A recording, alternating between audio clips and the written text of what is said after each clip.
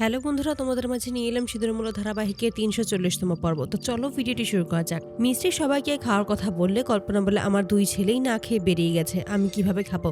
মিস্ত্রি তখন বলে ২ ভাইয়ের লড়াই যেভাবেই হোক আমাদেরকে থামাতেই হবে, পুরো পরিবারকে একসাথে লড়াই করতে হবে। ওদের ২ ভাইয়ের মধ্যে সমস্ত ভুল বোঝাবুঝি হয়েছে, তাতে কি হয়েছে, আমরা সকলে মিলে শক্ত হয়ে ওদেরকে আবারও মিলিয়ে দেব।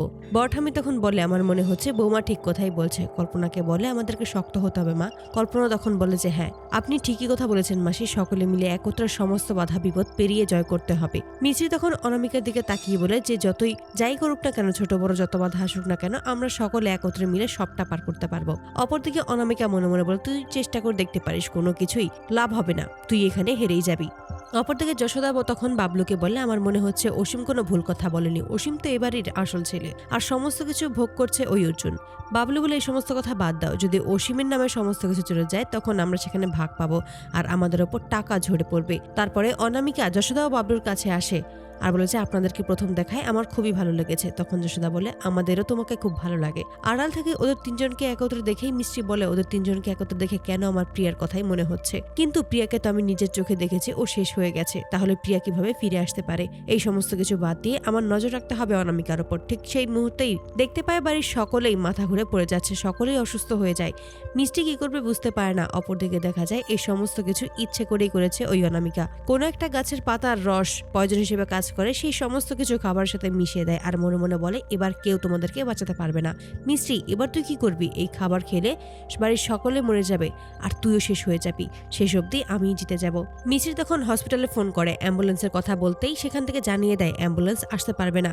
মিস্ত্রি তখন একজন ডাক্তারকে ফোন করে এবং সমস্ত কিছু খুলে বলতেই ডাক্তার বলে এই সমস্ত কিছু তো মনে হচ্ছে কোনো পয়জনের জন্য এরকম হয়েছে, যত দ্রুত সম্ভব সবাইকে হসপিটালে নিয়ে আসো, তা না হলে ওদেরকে আমরা বাঁচাতে পারবো না। মিস্ত্রি তখন বেরিয়ে যায় ডাক্তার অথবা অ্যাম্বুলেন্স আনার উদ্দেশ্যে, তখনই একটা গাছ দেখতে পায় আর বলে যে এবার এটা দিয়েই ওই পয়জন আমাকে দূর করতেই হবে। অপরদিকে অনামিকা মিষ্টিকে চলে যেতে দেখে বলে যে তুই যত যাই করিস না কেন, এবার আমার প্ল্যান সাকসেসফুল হবেই। সেই গাছের পাতা নিয়ে আসে রস করার জন্য, যখনই ব্লেন্ডার দেয় তখনই দেখতে পায় সেখানে কারেন্ট নেই। যখনই সুইচ চাপে ঠিক সেই মুহূর্তে কারেন্টের শক খায় মিস্ত্রি, আর দূর থেকেই অনামিকা এটা দেখে খুব আনন্দ পায় আর বলে যে কোনোভাবেই তুই এটা করতে পারবি না। ঠিক সেই মুহূর্তেই সেখানে অন্য কোনো উপায়ে মিস্ত্রি সেই পাতাগুলো বেটে ফেলে এবং সেখান থেকে রস বের করতে সক্ষম হয়। যখনই ওই রস খাইয়ে দেবে সবাইকে, ঠিক সেই মুহূর্তে অনামিকা এসে আটকে দেয় আর বাটিটা ছিনিয়ে নেয় এবং ফেলে দেওয়ার চেষ্টা করে।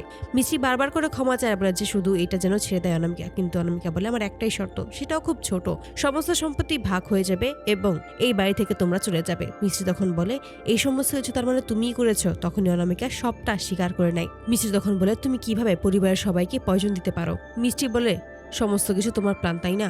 অনামিকা তখন বলে তুমি আমার প্রশংসা করার অনেক সুযোগ পাবে, কিন্তু সময় মতো তোমার পরিবারকে না বাঁচাতে পারলে তো তুমি জানোই কি হবে। আমার শুধু একটাই শর্ত, তুমি চুপচাপ এই বাড়ি ছেড়ে চলে যাও, নয়তো তোমার পরিবার এখানেই শেষ হয়ে যাবে। মিস্ত্রি তখন বলে আমি আমার পরিবারকে বাঁচাতে চাই, আর আজকেই আমি আর অর্জুন এই বাড়ি ছেড়ে চলে যাবো, আমাদের কোনো সম্পত্তির প্রয়োজন নেই। এতে করে অনামিকা খুশি হয়ে যায় আর বলে যে অবশেষে এই মিষ্টি আর অর্জুন এই বাড়ি থেকে বেরিয়ে যাবে। সেই রস খাওয়াতে সকলে সুস্থ হয়ে যায়। তখনই অর্জুন সেখানে আসে এবং অর্জুন বলে কি হয়েছে।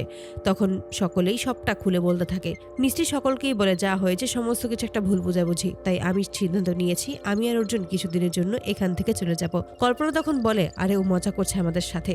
মিষ্টি তখন চুপ করে থাকে। কল্পনা তখন বলে এটা তুই কি বলছিস, তুই সত্যি আমাদের ছেড়ে চলে যাবি।